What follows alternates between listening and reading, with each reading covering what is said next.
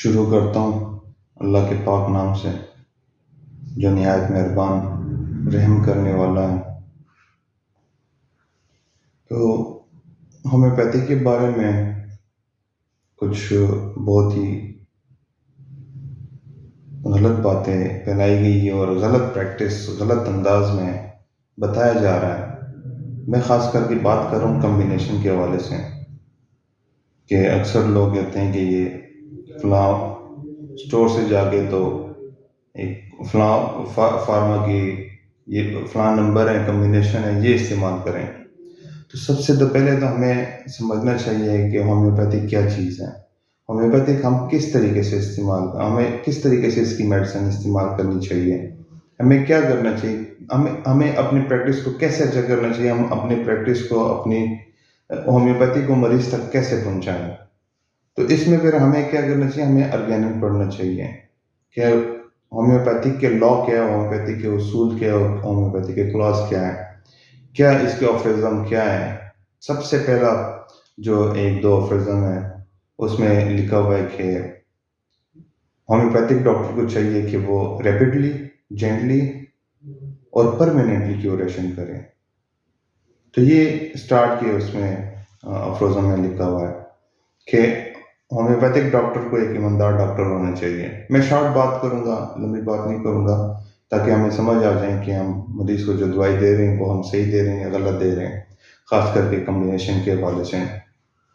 پھر اسی طرح تیسرا چوتھا افریزم ہے، اس میں لکھتا ہے علیمن کہ بہترین ڈاکٹر وہ ہے کہ جو ہومیوپیتھی کی میڈیسن سے مریض کو ٹھیک کر سکیں۔ مریض کے پیچھے سمٹمز دیکھیں، سمٹمز کے پیچھے ڈیزیز دیکھیں، ڈیزیز کے پیچھے کاز دیکھیں، اور بہترین ڈاکٹر وہ ہے جو ہر رکاوٹوں کو ان میڈیسن سے دور کرے۔ ان میں اتنی صلاحیت ہونی چاہیے کہ وہ ان رکاوٹوں کو دور کرے۔ لیکن ہم کیا کرتے ہیں، ہم بہت زیادہ مکسچر بنا کے، کمبینیشن بنا کے ہم وہ ایک مریض کو دے دیتے ہیں۔ ہم یہ نہیں سوچتے کہ اس کا موڈ آف ایکشن کیا ہوگا میڈیسن کا۔ کتنے مریض اس طرح خراب ہو جاتے ہیں، کتنے تباہ ہو جاتے ہیں، ان کی زندگی پہ، ان کی صحت پہ کیا گزرتی ہے۔ اس میں تھوڑی سی روشنی ڈالوں گا کہ یہ کمبینیشن کیوں ہم لوگ، یا ہم تو خیر نہیں استعمال کرنا، ہم تو اس کو گناہ کبیرہ سمجھتے ہیں۔ کہ دیکھیں 10 لاکھ مریض میں نے چیک کیے ہیں، 10 لاکھ مریض، کسی بھی ایک مریض کو ہم نے کمبینیشن نہیں دیا، اللہ گواہ ہے اس چیز پہ۔ لیکن جو بھی ہماری پریکٹس میں جو بھی بات ہے وہ ہم ساری ایک چیز آپ لوگوں سے شیئر کرتے ہیں۔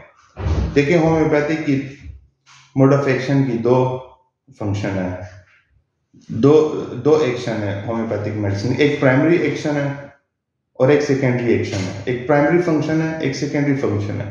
پرائمری فنکشن میں یہ ہے کہ آپ جب کروڈ فارم میں میڈیسن دیتے ہیں وہ ایک ڈیزیز کریٹ کرتی ہے۔ اس ڈیزیز کو پھر ہم کیا کرتے ہیں، ہم ہومیوپیتھک میڈیسن سے اس کو دور کرتے ہیں۔ یعنی کیا کرتے ہیں، ہنیمن 178 کلاز میں آرگینل میں یہ کہتا ہے کہ جب آپ ایک آرٹیفیشل ڈیزیز باڈی کے اندر ڈالتے ہیں، ہم انٹر کرتے ہیں، اس سے وہ ڈیزیز کو ہم ختم کر دیتے ہیں، اس کے سیم اینٹی باڈیز تیار ہو جاتی ہے اس ڈیزیز کی، اور اس ڈیزیز کے ساتھ وہ جو آرٹیفیشل ڈیزیز ہم انٹر کرتے ہیں اس کے ساتھ جو ایکچوئل ڈیزیز ہوتی ہے وہ بھی ختم ہو جاتی ہے۔ تو ہم جب کمبینیشن دیتے ہیں تو اس میں کیا ہوتا ہے، یہ جو آپ لوگ کمبینیشن دیتے ہیں اس میں کیا ہوتا ہے، اس میں 10 15 میڈیسنز ہوتی ہے۔ آپ مجھے یہ بتائیں، تھوڑا سا سوچیں کہ ہم کتنی میڈیسن اس جسم کے اندر ڈال رہے ہیں، کتنی میڈیسن ہم اس جسم کے اندر داخل کر رہے ہیں، اور کتنی ڈیزیز ہم اس جسم کے اندر انٹر کر رہے ہیں۔ یہ کل پرسوں کی بات ہے، مجھے ایک رپورٹ آ گئی ہے یہ گال سٹون کے حوالے سے، کہ اس میں گال سٹون بالکل فلیٹ ہوا، چپکا ہوا، لیکن پتری اس میں موجود تھی۔ میں نے دوسرا کوئی کویسچن نہیں کیا، میں نے اس سے پوچھا کہ کوئی کمبینیشن تو نہیں تھی، کسی اناڑی ڈاکٹر کے پاس تو نہیں گئے ہومیوپیتھی کے؟ تو انہوں نے جب مجھے اپنی پرسکرپشن جب بھیجی ہے، ایک ڈاکٹر نے مجھے سینڈ کیا ہے، ایک ڈاکٹر نے مجھے یہ کہا کہ یہ اس طرح کی گال بلیڈر کا ایشو ہے، اس نے مجھے یہ سینڈ کیا۔ تو اس کو میں نے کہا کہ یہ اس نے ہومیوپیتھی کی کوئی غلط دوائیاں کھائی ہوئی ہے، غلط ڈاکٹر کے پاس گیا، غلط بندے کے ہاتھے چڑھ گیا یہ بندہ جی مریض، کیونکہ اس کا جو گال بلیڈر ہے اس نے تباہ کر دیا۔ اس میں کیا ہوتا ہے، ایک میڈیسن اس کو ڈیلیٹ کرے گی، ایک میڈیسن اس کو کنٹریکٹ کرے گی، ایک میڈیسن جو اسٹون ہے اس کو باہر نکالتی ہے، ایک میڈیسن ہوتی ہے جو اسٹون کو ڈیزالو کرتی ہے. ایٹ اے ٹائم وہ گال بلیڈر وہاں پہ کیا کیا کام کرے گا، امیونٹی سسٹم کیا کیا کام کرے گی وہاں پہ. ہم اتنی زیادہ آرٹیفیشیل ڈیزیز جب باڈی میں اندر کرتے ہیں، انٹر کرتے ہیں، تو وہ اس کا کیا ایکشن ہوگا، کیا اس میں اس کا حال کیا ہوگا اس پیشنٹ کی، اس کے امیونٹی سسٹم کا.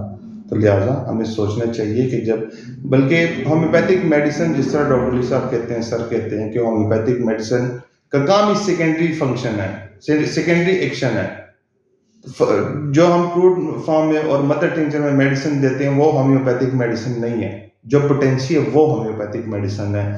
ہومیوپیتھک میڈیسن کا کیا کام ہے کہ جو باڈی کے اندر ڈیزیز ہوتی ہے اس ڈیزیز کے مطابق ہم ایک میڈیسن سلیکٹ کرتے ہیں، اس ڈیزیز کے مطابق ہم اس کی امیونٹی سسٹم کو پریپیئر کرتے ہیں، تو وہ امیونٹی سسٹم اس ڈیزیز کو ختم کر دیتی ہے. یہ ہومیوپیتھک میڈیسن کا کام ہوتا ہے. اگر ہم پھر سوچیں کہ ہم 4 5 10 میڈیسن ایٹ اے ٹائم اس میں انٹر کر دیں، اس مریض کا کیا حال ہوگا.